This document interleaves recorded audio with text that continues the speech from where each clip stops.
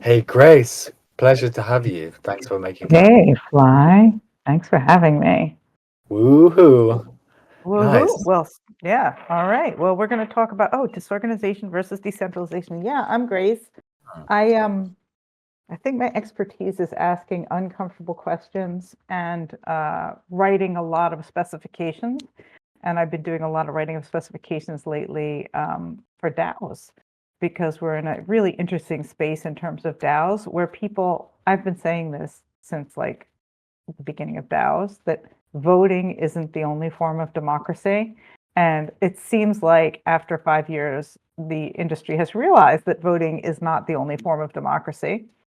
And I got interested in democracy like many years ago, um, around the time of the Arab Spring. Like I thought, well, wait a second, can we do better? Like, can we do better in terms of the types of governments that we can offer? It's good to overthrow your government, not all government. Well, anyway, um, so it's good to overthrow corrupt governments. And if you happen to have one that isn't, don't overthrow it. But fortunately, I know that you do have one that's corrupt, no matter who you are and where you are. So, but then the question is, how would we create some new forms of governance? And this is a really good experimentation space because it's an obvious question, right? If I become a central banker and I create a new form of money, well, who's going to govern that? And the experiments that we do online are, generally speaking, less fatal than the experiments that you might do in a real world situation. Like if you decided to implement, decentralized governance at the fire department, that might be a mistake. Uh, and so it's good to run these experiments online, right? So I've been here and I've been interested in that, and I've been working in different DAO spaces for maybe about 5 or 6 years now. I mean, it feels like centuries, right? That's like qualifies me as OG here. Yeah, Decentralized web, yeah. in a space that changes so quickly and is adapting to changes in really the forefront of innovation. I think it's very interesting that these organizations are responding to what they have to do. I wonder if you could just on a high level go through the different decision making protocols or mechanisms. I think a lot of the time we think about consensus. I know there is consent. Could you could you say something about this? Perhaps some of our assumptions about governance, maybe? Yeah, so the first thing is there are just like we talk about decisions as if we make decisions, which isn't exactly the case. Like it's like I'd like to think I made a decision about what to eat for lunch today. But what really happened was I had X amount of time between meetings, and I was a certain amount of hungriness at that point, either very hungry, like I gotta grab something, or like I don't know, I could have a snack, right? And then I'm like, all right, how much time will it make? And then I opened the refrigerator, and the things that got into my refrigerator came through a very long supply chain. And, like, how do I get my groceries? And this one had less plastic wrapping. And so maybe I bought that, right? And then I think I have the thought that I am deciding what to have for lunch at this moment. And it's just the number of factors that have gone into it. And so this is what happens with voting, right? We're like, okay, we're going to come to a consensus, or we're going to veto, or we're going to ratify, or we're going to do a vote. But it's like, how did that? Because we were just talking about whether your government is corrupt or not. And everybody's had this experience. Anybody who has voted in an election for their national government has has had the experience of going to the polls and looking at the list of candidates and being like, oh, these people are so great. I don't, that hasn't happened to you, Fly. I see you laughing, right? How did those bozos get onto the ballot, right? And then you think your government is telling you that you have the right to vote, but it's like you don't have the right to like anything up until they give you some crappy alternatives that you can vote for. And we see that in the DAO space as well. So the whole thing about who makes the proposals, how the proposals are, how they got on the table is often much more interesting. And then the other thing about governments today, right? It's like you made the decision, like we decided on anti-money laundering laws, something relevant for our industry. Now, anti-money laundering laws, have caught something like 0.7% of the money laundering in the world. And they've been going around for like 25 years. We've had laws on the books that are not stopping money laundering. And so there's no like what happens after you make the law? Like, right? So the before the vote and the after the vote, and we don't pay much attention to that. How does that actually happen? And so there are, once a proposal's on the table, like a hackathon is an interesting one, right? If you have a hackathon, it's multiple people are coming in to try different things and in 2 days come up with different ideas and different ways to approach things. What if you did that in your organization, right? Like brainstorming, hackathons, like starting from, and then the other thing that's interesting is like the lack of collaboration. If you have a DAO, we're like, okay, who gets the money? Now we've already created a competitive environment. So now I'm like, oh, your proposal isn't so great. And, I'm not sure I like that proposal. Now we're like, instead of collaborating, where it might be like, you know what, if you and I got together, or if you just improve this little thing on your proposal, blah, blah, blah, and then you improve that thing, and then we actually get the best solution. So all of these things, like, I didn't go into all the ways that decisions are being made, but if you just look at your daily life, you'll see how many decisions you're making or organizations are making in your life, and you'll notice that none of them are made by voting. Unless they're really unimportant, like where should we go for lunch? Let's vote. Yeah, that's very interesting. Wow, cool. Yeah, great to dive into a subject question, but how about we zoom out a little bit, and how did you and why did you become involved in decentralization and these alternative economies, DAO space?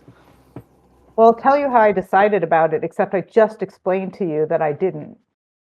Right? Like, how did you get in this profession? Well, like I knew somebody and then I started and I was on the road, so I wanted a remote job. And then I, like I could tell you a story about how I got involved in it.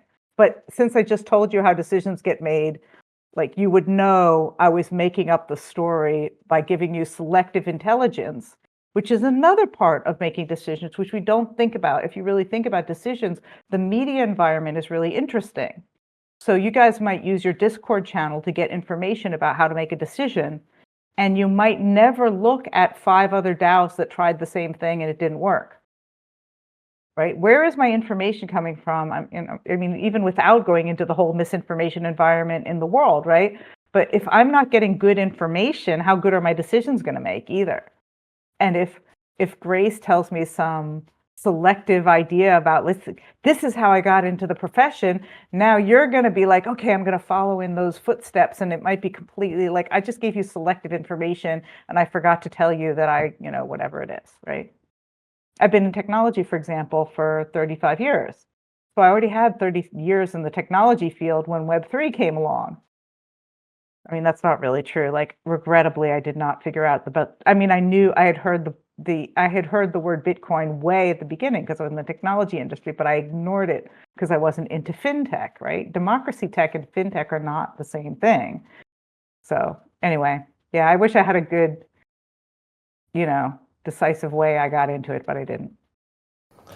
Yeah, very interesting. Perhaps on a high level, you could talk about the most significant challenges faced by organizations which are attempting to achieve decentralization, DAOs. Yeah.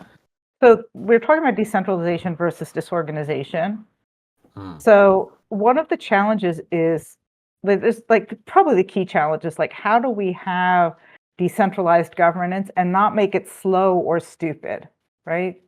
How do we make it like not even too smart? Like, what if we all sold the tokens to each other and like gamed each other, and then like we sold all our tokens because we want to wash the DAO out, right? Like, oh, I'll vote for your thing, you vote for mine. Smart might be just as bad as stupid, right?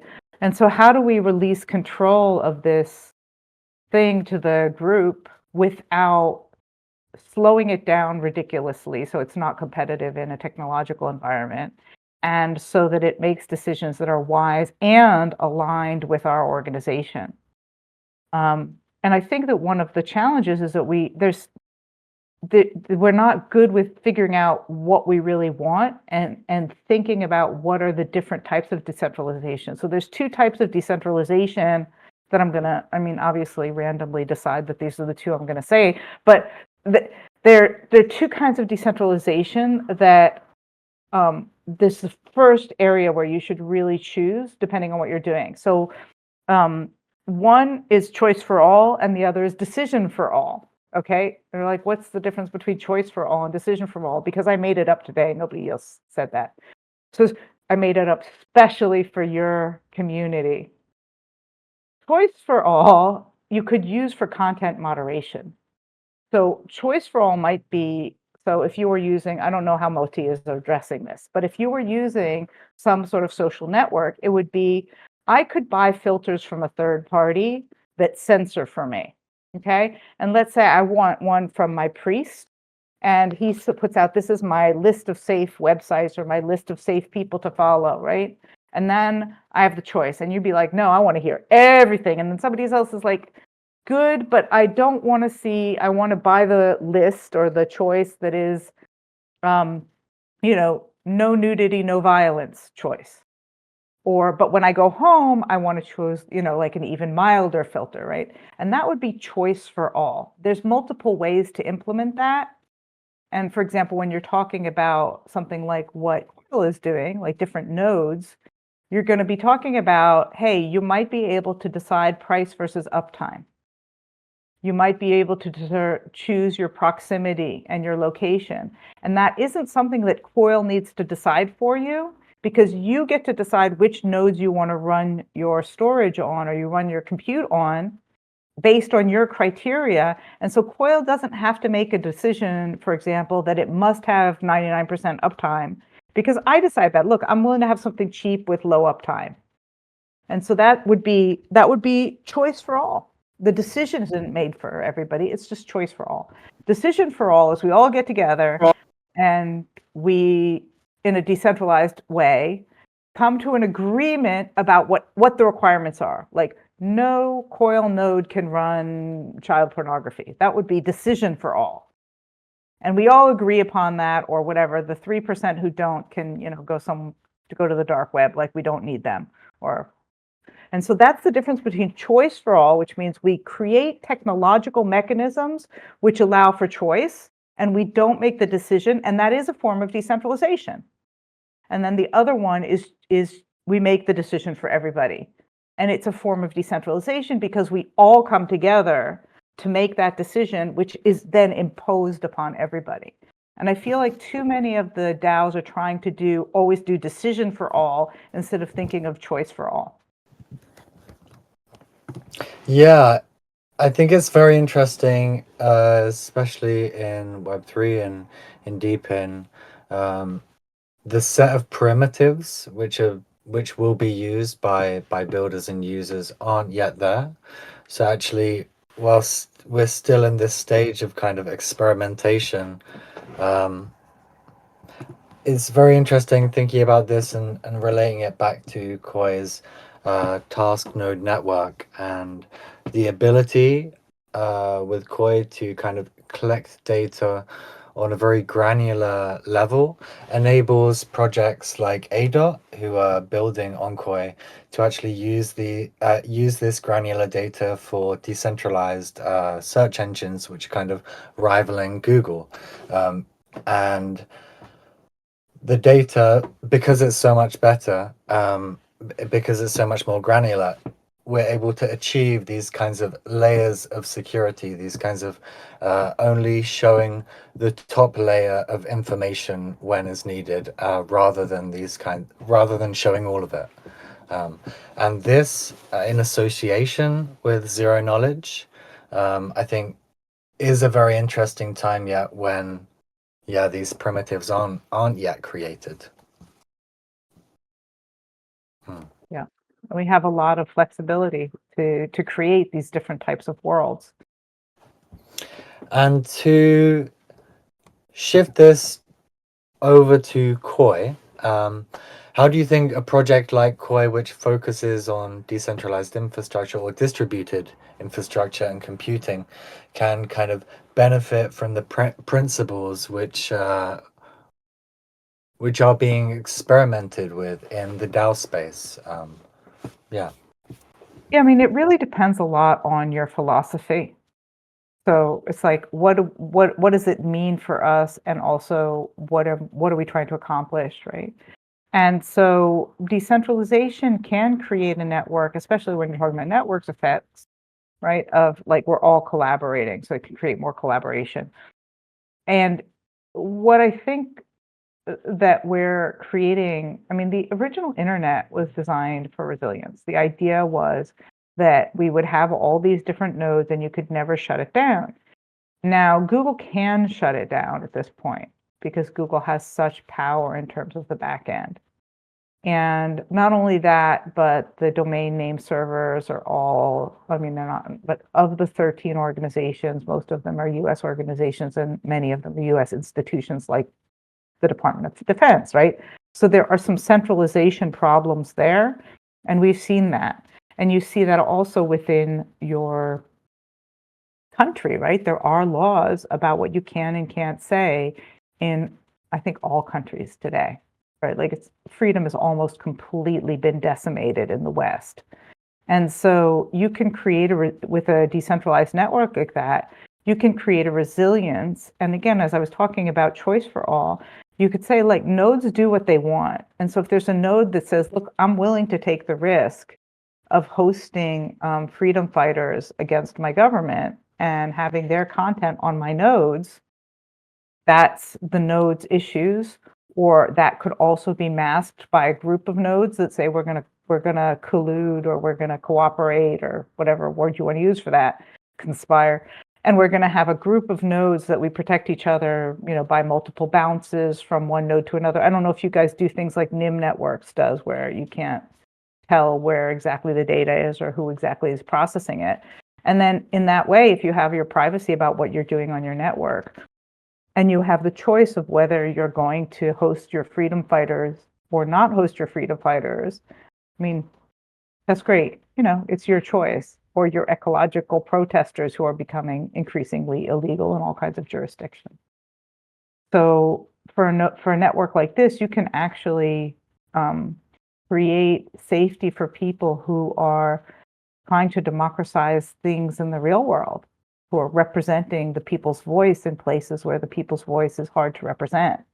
And that's what decentralization can provide in the types of networks that you're doing. I think these are increasingly important in the world that we're in today. Definitely. And in terms of scaling decentralized networks, often there is that chicken and the egg situation where networks are trying to get builders, and builders will come when when users will be there to use applications, and users will come when there's applications to use built by builders. So with this chicken and the egg situation, how can networks like Koii, as they scale, kind of be balanced in their approach to governance to both the consumers and also the builders and the applications in a network like this? It's a pretty general question. I'm not sure I really know. Like, it really is about having the right types of communication, I think. And again, as I was saying before, the media network is part of that. So are we using Discord channels, or are we using some of the mainstream media, right? If you're talking about users of the network, they might be using Facebook and Instagram and other more censored type places. Things like developing your own social network internally that can help people communicate with each other and help communicate across these areas. And then another really great tool that we've seen used a lot, and it goes back to the how does a proposal get on the table, are citizens assemblies. So you can have, so it's a different attitude towards voting. Voting is more like ratification, but you can bring representatives from these different communities into a room together to discuss how to make proposals. And then that group together makes a proposal that should be ratified, not voted for, right? So presumably, if you get a good group together, they know that they're going to need something like an 80%. I know people are talking about who has voting rights, who doesn't have voting rights. But if you would imagine that the people writing the proposal represent the different people, then the voting doesn't matter. The voting power matters a lot less if the proposal on the table has already been agreed upon. And so it's really the kinds of things that you can do as citizens assemblies is either ratification or just a open comment period of time where only if a certain number of people veto it, it gets rejected. And then it really doesn't matter so much who has the voting power, because it really would take a very strong objection by, that would be a logical objection, not just like, oh, it's going to cost me money because I'm the biggest token holder, right? And so then you could have veto power, and then it wouldn't really matter so much about, oh, who's got more votes, because we'd have a process that's fair to everybody. Yeah, and very interesting your remark about talking about this in the general sense.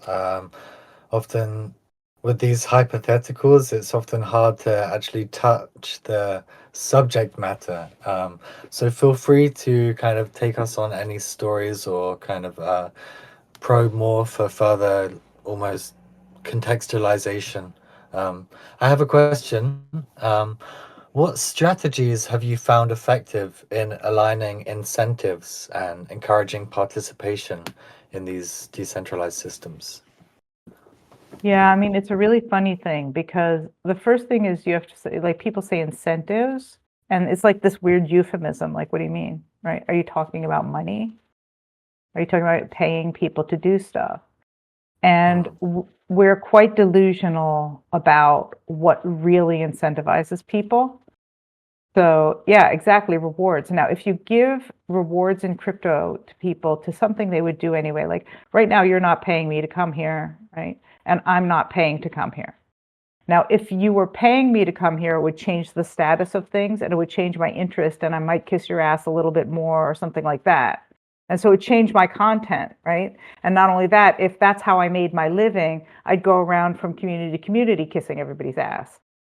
And I'd be that person who's going out there. And we see that on YouTube all the time, right? Somebody's promoting, you're giving people an incentive to promote your thing, and you didn't bring me in here because of that. I tell the truth. Everybody knows that about me. Nobody brings me into a room to kiss their ass. I'm not that dude, right? And so, right? And so if you were paying me, that's how it would look. If I were paying you, nobody would want to listen to me, because here I am promoting myself and I'm paying for the audience that you're bringing me. The content would be completely different and probably not very worthless. Like, I shouldn't have to pay people to listen to me. I often get these like conferences write to me and they're like, you could get a sponsorship package. And I'm like, if I have to pay you to get on stage, nobody at your conference wants to hear me. I'm not coming. Right? So you can see that actually that's a disincentive for the audience to listen. And so paying people for things they would do anyway, because I love talking to people and hearing myself talk is great. And, I feel really smart and, whatever it is, right? But paying people to do things will disincentivize them in some ways, because then they're like, okay, I'm with Coil for as long as I get more money than when I spend those 10 minutes with somebody else, right? So if I'm doing bounty programs where I'm gonna, whatever, tweet out something or share a YouTube video, I'm gonna look who pays me the most, not what project I believe in the most. So incentives is very, very tricky. And as soon as you start giving monetary incentives, you start to twist people's behaviors. And you also, it's like these things like, the clearest example you see in Dan Ariely's work, where he talks about, like, if you stop by the side of the road and you help somebody change their tire, and the price for that is whatever, between $50, whatever, something like that, let's say, depends on where you are in the world, $100, right? Now, if after they help you change the tire, if you give them the full price, first of all, it kind of deteriorates the relationship, but it's like, thank you, I want to give you $100 for your time. It's like, wow, thank you. Now, if you give them $10, it's worse than if you gave them nothing, because they just helped you, right? Like, if you help me and I give you $10 and the price for it is $100, it's like, wow, what a jerk. But if I gave you a $10 bottle of wine, you're like, listen, I just was at the super, I bought this wonderful bottle of wine. That would be nice, right? Isn't that weird?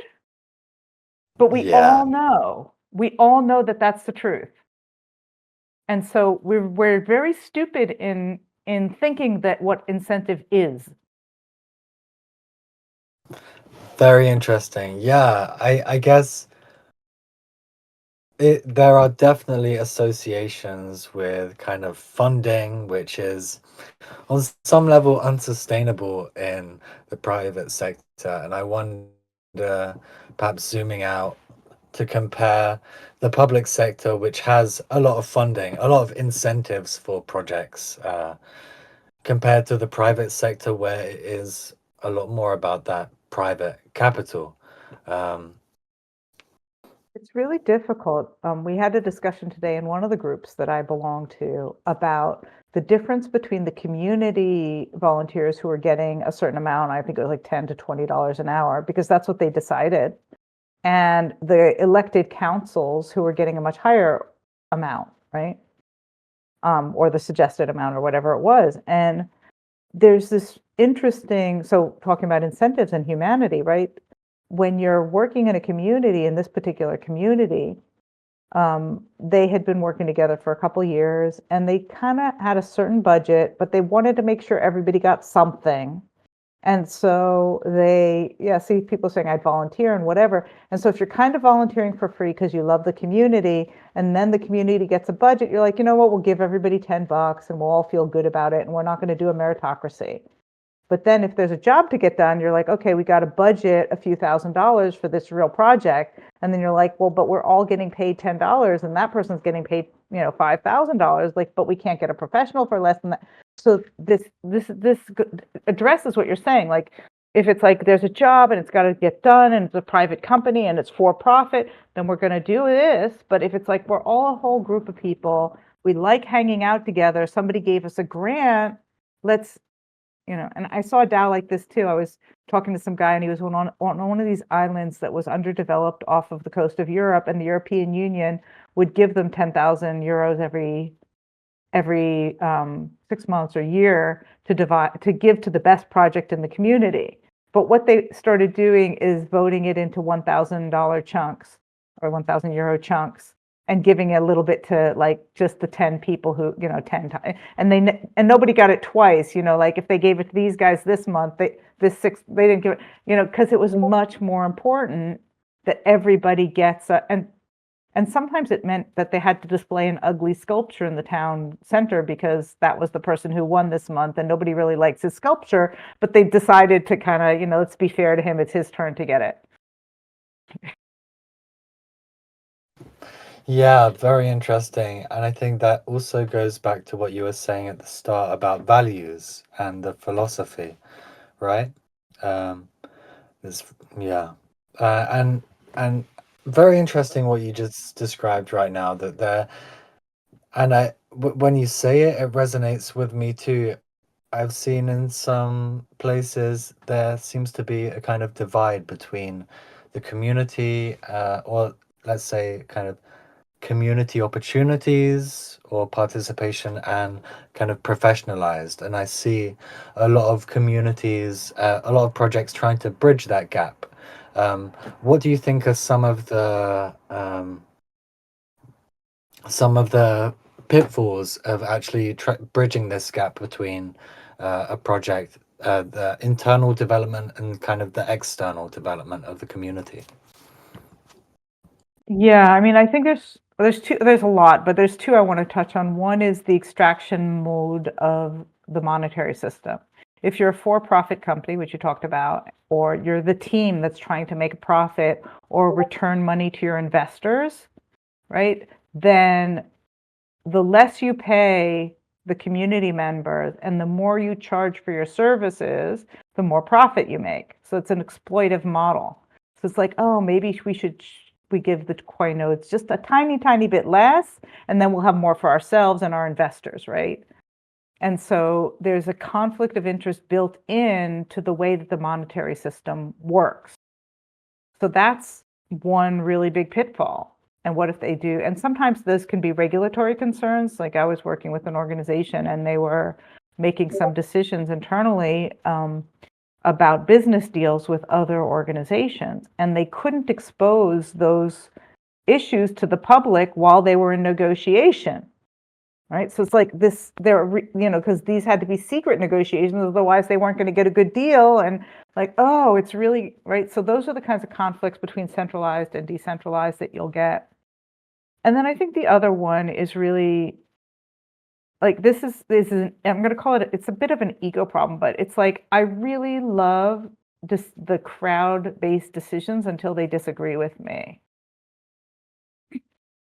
Like until the right, like, and so you'll see like the word clawback represents that. It's like we really and right, and so it's so in governance systems, like the United States or whatever, you might have checks and balances, right? So you've got a judiciary system and a Congress, and you've got a parliament, right? And those three bodies balance each other.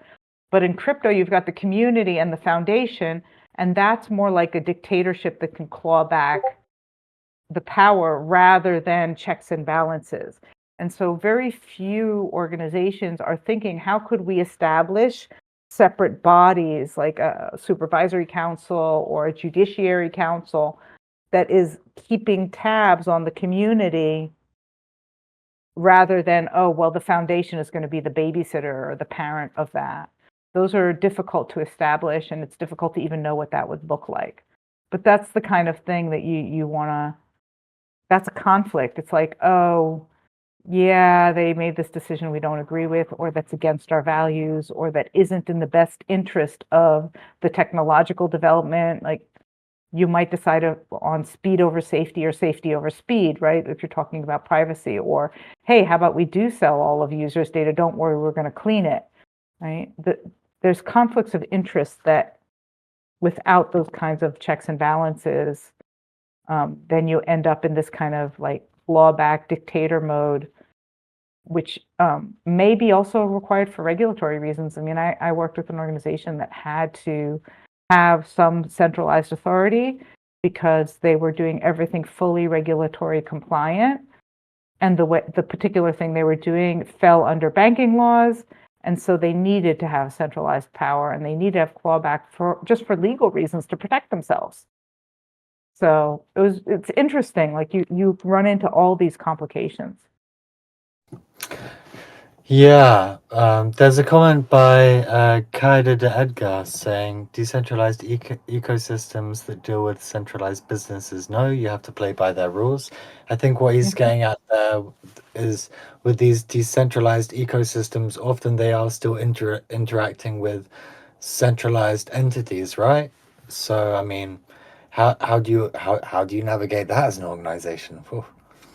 I don't know. I mean, I tend to be a freedom fighter. And I personally, as you may or may not have noticed from some of my other comments, I may have lost some faith in our existing institutions. Yeah. I think that civil disobedience is really important at this time. And, here we are a week out from the Tornado Cash decision, which is it's heartbreaking, right? Like, what are you talking about, right? Like, are you going to arrest everybody who prints cash? No, we're just going to arrest crypto developers, right? So it's just, somebody said, like, it's like suitcases, right? People use suitcases to launder money. Are you going to stop every suitcase manufacturer? Like, that's basically what the ruling for Tornado Cash is about. So I think the best way to think about that is, lawyer up a little bit, but stand by what your true values are and be willing to fight for them. Because anyway, you'll have to. Coinbase is a perfect example. Coinbase has been so compliant and so careful and in touch with the regulators, and the regulators still come after them. So I wouldn't, I would tend towards doing the right thing, being decently legal, and being ethical rather than legal if that's the choice that you have. Because we live in that kind of time. Yeah. And it's really nice with this case of Tornado Cash. Are there any other cases you think of that demonstrate this kind of inconsistencies? I think the biggest one that is, you guys are addressing, and I do have a call on the hour. So, but the biggest one that you guys are addressing is, look, most of the Ethereum network is probably hosted on AWS, right? It's hosted on, these two centralized, California-based. It's like that is a real problem. It's a real problem. And a few years ago, when we had the issue with tornado cash, it turned out that more than 51% of, like, it's the same example, but it is a continued dependency. Is if your hardware is located under a US jurisdiction, and German jurisdiction, like those are your two jurisdictions, which is where most of the crypto hosting is done, you're in trouble. You're in trouble because we are not in a like, there's nothing wrong with crypto except it does threaten the current monetary system. And that is going to be, we're in the middle of a struggle. I remember a colleague of mine, colleague, in the early days of voice over IP. I mean, he had like a whole FBI file after him. He was like, it was a big deal. The telecoms were really upset. And now here we are using voice over IP, video over IP, everything is fine. But in the early days, it was like a big deal. And so that's how I think about this time. I do think that crypto, the technology always wins. It is inevitable. Yep, the process will be slow, but it's inevitable. But right now we're in an iffy time, and we need to have solutions like yours where we can have hosting all over the world and allow ourselves not to endanger ourselves and be too dependent on centralized authorities. Amazing. Thank you so much for joining us. We're just on the hour. Perfect Yep. timing. Thank you. Pleasure. Thank you for having me, guys. Thanks for Great. this great audience. Huge audience. Wow. You guys are doing, this is amazing. Thank you for having me. Lovely audience. As always, thanks, Grace. Thank Take you. care. Thanks.